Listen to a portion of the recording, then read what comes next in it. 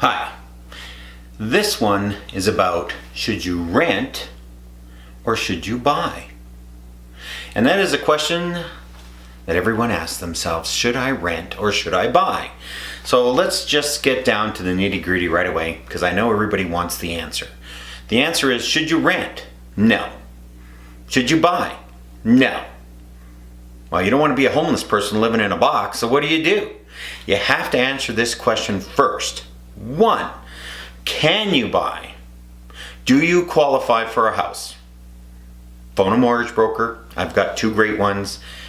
Find out if you qualify. And if you do qualify and you can buy, then this video is for you. Because if you can't buy a house, of course you're going to rent. And you really have no choice. And also, the other question you have to ask yourself is, will I be living in the city that I want to buy a house in for at least 5 years? And the reason I use 5 years is the market can move against you. We're in Calgary right now, it's 2019, and the market has gone down a lot over the last 3 years, and it has gone down a lot, i.e. it's very affordable to buy here. But maybe you plan on moving, maybe you're transferred in, and you're going to have to incur the cost of selling. The cost of selling can be expensive depending on your price range. So you have to say to yourself, yes, I am only going to live in Calgary for 3 years. And if you're only going to live here for 3 years and you definitely plan on moving, I recommend renting. Now, we're at the bottom of the market now. You could make out very well if you bought a house and went to go sell it in 3 years. But there's no guarantee of that. And I can't stress this enough. I get more people asking me because in 2007, our housing prices went up almost 40%.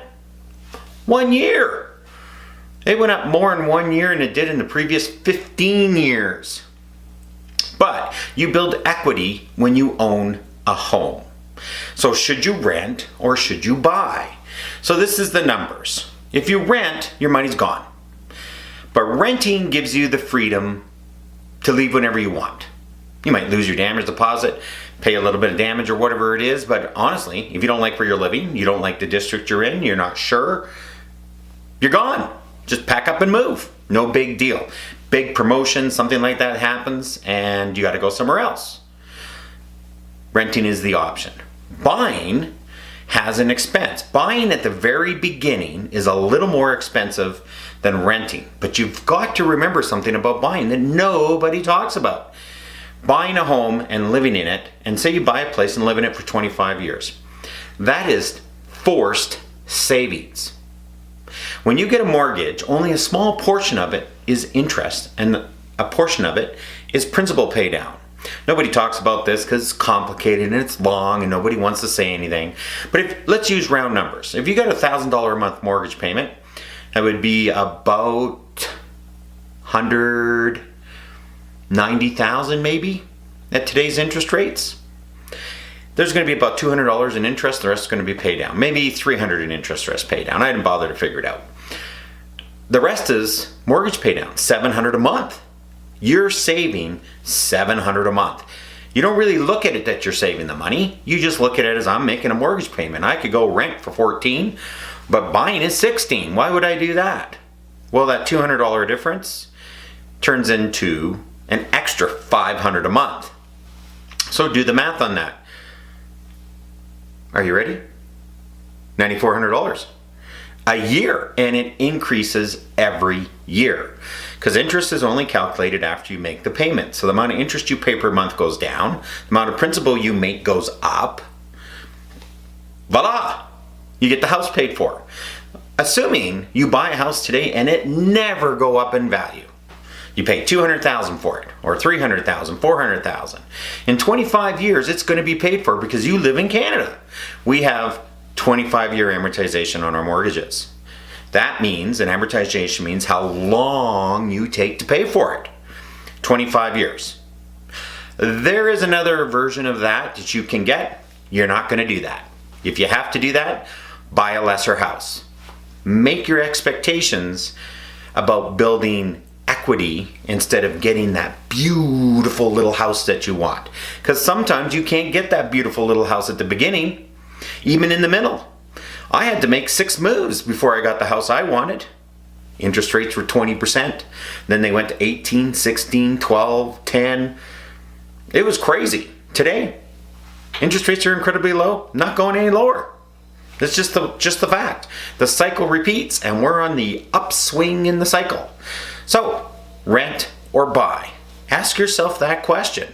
Will I be living in the city that I want to buy in 5 years from now? And if it is, you'll do extremely well. In my example, 5 years at $9,400 a year, how much are you going to make? I'm not going to tell you. I'm going to make you figure it out. Plus, you had your down payment. Even if you only put 5% down, you've got the 5% plus all the equity you built, and let's just assume the house only went up a teeny weeny little bit.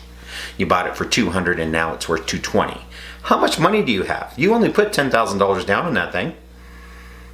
Wow, that is building equity. And this is what renting or buying is all about. The renters, the big companies, they want you to rent. They want you there forever. I have revenue property. I don't want my tenants to move. But honestly, financially, if it made sense to them, I'm going to sell my house and get a different tenant. Because to them, it's the best thing you can do. It forces you to save. And don't use your house as an ATM. That's what the financial crisis was all about in 2008. We don't want to do that again because, we know what happened there. So that's the gist of it. Rent or buy? I recommend buy. I'm a real estate agent. I want you to buy. But it's really important that you answer that first question. Then what do you qualify for? And then once you find out what you qualify for, you take it from there. And then the last piece of advice I want to give you, do not go to your max. I get this a lot. I only mention it to people once, and then it's on their own.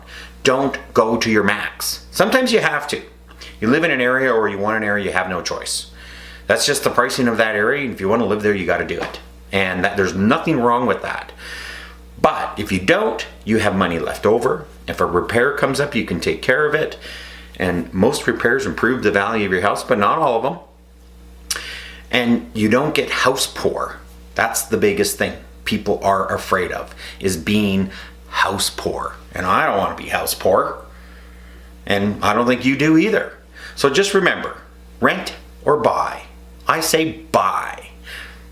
Only if you're going to be here in 5 years. So thanks a lot. I hope this helps you with the question about whether or not you should rent or buy. Hit that subscribe button, and don't forget in the link, there is a contest for $5,000. Somebody's going to win.